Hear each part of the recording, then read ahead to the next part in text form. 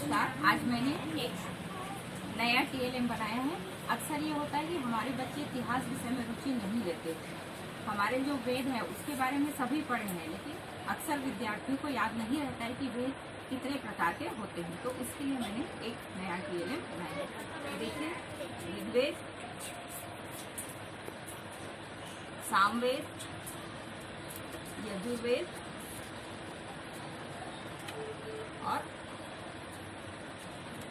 अथर्ववेद। उसके लिए मैंने एक पुराना घर में पड़ा हुआ आईना लिया। आईना को मैंने पेंट कर दिया। पेंट करके A4 साइज पेपर को मैंने लगा दिया। लगाने के बाद क्राफ्ट पेपर लिया। क्राफ्ट पेपर को ऐसे मोड़ के पुस्तक का आकार मैंने दे दिया। फिर सेलो टेप से इसको बना लिया।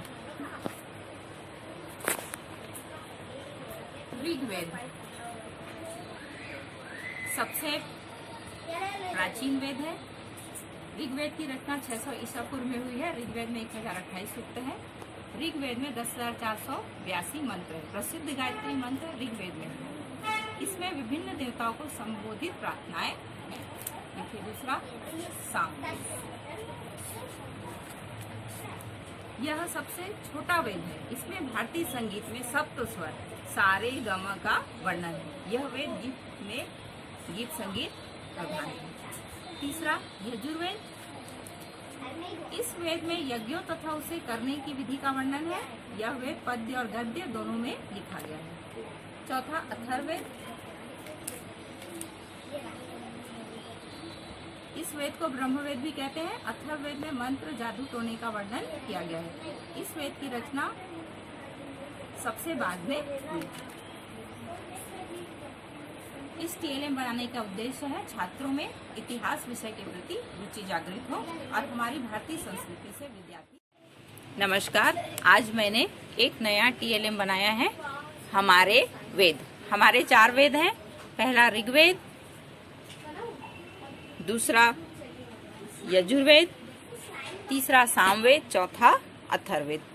ये टीएलएम बनाने का उद्देश्य यह है कि इतिहास, हमारे छात्रों को इतिहास विषय के प्रति रुचि जागृत हो और वो सामाजिक विज्ञान विषय उन्हें रुचिकर लगे।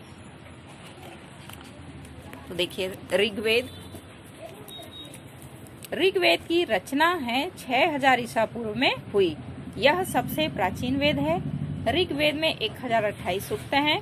ऋग्वेद में 10,482 मंत्र हैं, 10,462 मंत्र हैं। प्रसिद्ध गायत्री मंत्र ऋग्वेद में है। इसमें विभिन्न देवताओं को संबोधित प्रार्थनाएं हैं। दूसरा यजुर्वेद,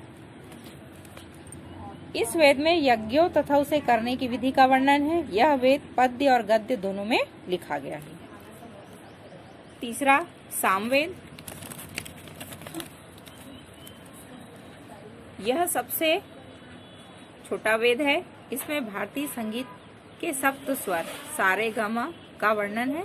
यह वेद गीत संगीत प्रधान है।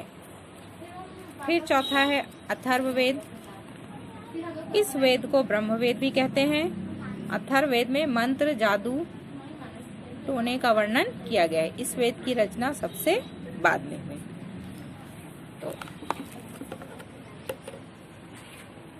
इस टीएलएम के द्वारा बच्चे भारतीय सभ्यता व संस्कृति से परिचित होंगे।